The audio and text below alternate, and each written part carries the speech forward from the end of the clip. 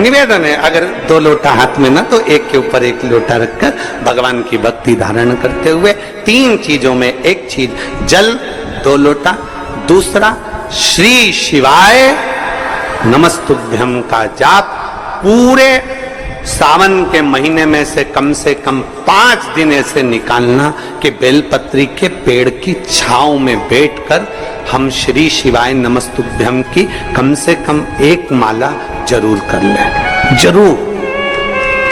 और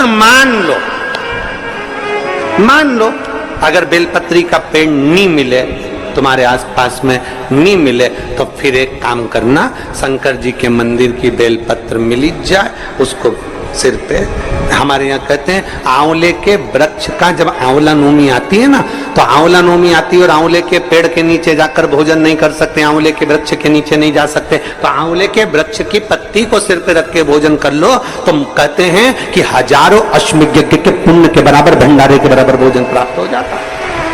आंवले के वृक्ष की पत्ती, तो वो बेलपत्र भी मस्तक पर बाबा को प्रणाम कर कर फिर वही बेलपत्र का आनंद करते हुए भाव से उस बेलपत्र को मात्र शीश से लगाई लिया ना, मस्तक पर चढ़ाई लिया ना, तो भी भगवान की अविरल भक्ति प्राप्त हो सकती है, अविरल। और मान लो बेलपत्र भी ना मिले तो बेलपत्री के वृक्ष की थोड़ी सी मिट्टी अपने मस्तिष्क पर लगाकर, मस्तक पर चढ़ाकर भी हम जाप कर सकते हैं।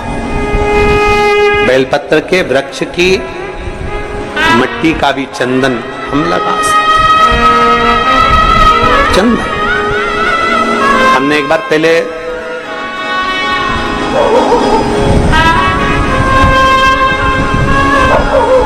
2019 में एक बात कही थी, आपके स्मरण में है कि नहीं वो पता नहीं हमको, पर हमने कहा था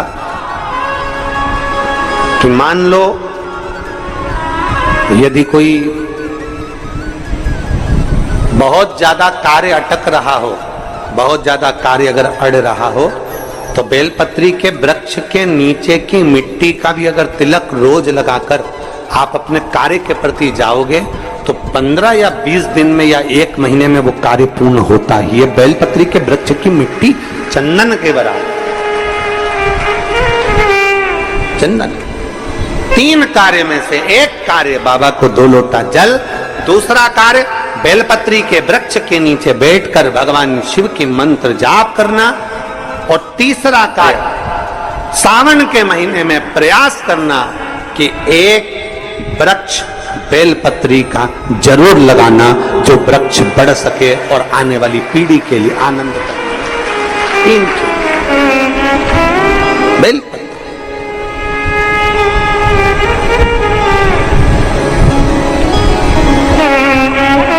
शिव का नाम लेकर, भगवान शंकर की स्तुति कर कर शिव के करीब हो जाए।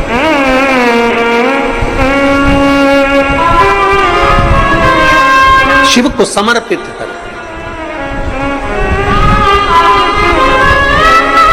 भाव से ये भाव रखकर लगाना कि हम जिंदा हैं तो बेलपत्री का पत्ता, बेलपत्र हम भगवान शिव को चढ़ा रहे हैं, बेलपत्र हम शंकर को चढ़ा रहे हैं। जब हम नहीं रहेंगे तब वो बेलपत्र का पौधा जब बड़ा हो जाएगा तो उस बेलपत्र को कोई शिव पर चढ़ाएगा।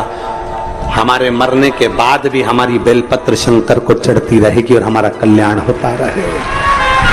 समर्पित कर।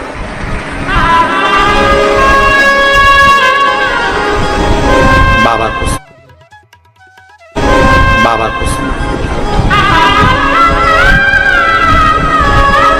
3 चीजें, एक सावन के महीने में 2 लोटा, जम के बोलो जरा, जल, सारी समस्या का हल।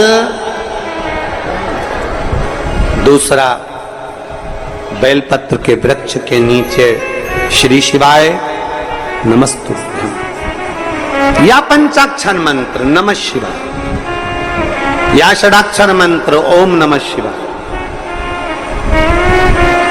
परंतु पुरुष और स्त्री दोनों पंचाक्षर और षडाक्षर मंत्र को जरा समझना।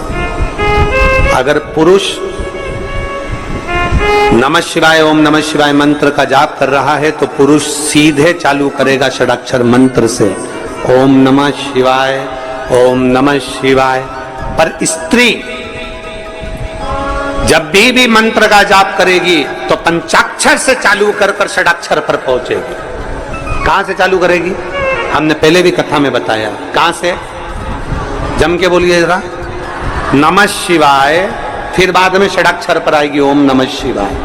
नमः शिवाय ओम नमः शिवाय, नमः शिवाय ओम नमः शिवाय, नमः शिवाय ओम नमः शिवाय, नमः शिवाय ओम नमः शिवाय। पुरुष ओम नमः शिवाय ओम नमः शिवाय ओम नमः शिवाय जप सकता, पर स्त्री पंचाक्षर से चालू कर कर षडाक्षर पर पहुंचेगी और पुरुष षडाक्षर से चालू कर देगा ओम नमः शिवाय ओम नमः शिवाय ओम नमः शिवाय ओम नमः शिवाय ओम नमः शिवाय। ये पुरुष चालू कर दिया, पर स्त्री जब जपेगी नमः शिवाय ओम नमः शिवाय ओम नमः शिवाय ओम नमः शिवाय, पंचाक्षर से चालू करा। कहां से चालू करा है? फिर से आप लोग एक बार बोल के देख लो। चालू करो बोलना नमः शिवाय ओम नमः शिवाय ओम नमः शिवाय। कहां से चालू करा था? नमः शिवाय से, षडाक्षर तक गए हो। फिर पुरुष ओम नमः शिवाय,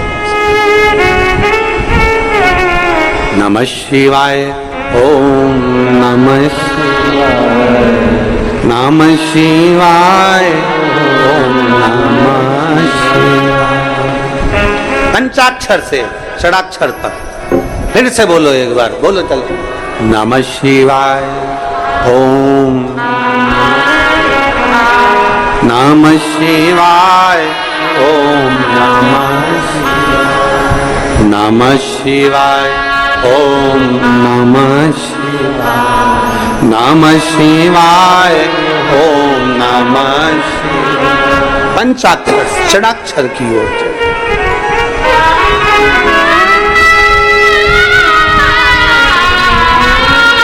पार्वती मैया शिव जी के साथ में विराजी,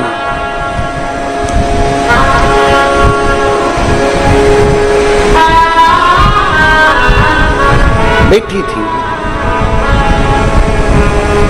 भगवान शंकर के तेज पुंज गंगा जी के जल में चला जाता और गंगा जी के जल से 6 पुत्र जन्म ले लेते हैं। 6 पुत्र जिनका नाम कृतिकाओं ने एक कर कर षडानंद कार्तिकेय रख दिया।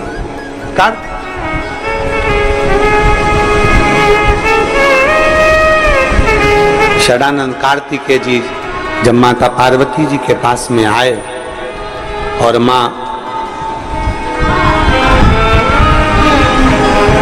माता पार्वती जी के पास में आते हैं और माता पार्वती जी को प्रणाम करते हैं, बाबा भोलेनाथ जी को प्रणाम करते हैं, औगरदानी को नमन करते हैं, प्रणाम करते हैं, दंडवत करते हैं, साष्टांग करते हैं। फिर तारकासुर का संहार करने के लिए जाते हैं। अपने घर से जब निकलो पहले 1 लोटा जल महादेव को समर्पित करो। घर में जो बुजुर्ग हैं, बड़े हैं, उनके चरण छुओ। माता पिता भाई भाभी जो घर में बड़े हैं उनके चरण छुओ। क्यों? क्योंकि शास्त्र कहता है जब घर से निकलते हैं 1 लोटा जल चढ़ाकर, चरण छूकर जब हम अपने काम के लिए जाते हैं तो हमारे साथ अपने माता पिता का तप बल भी हमारे साथ, महादेव की कृपा भी हमारे साथ जाती है।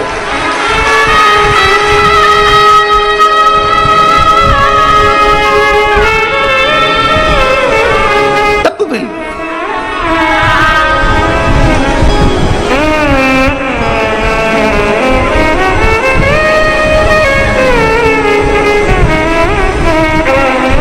तो कहे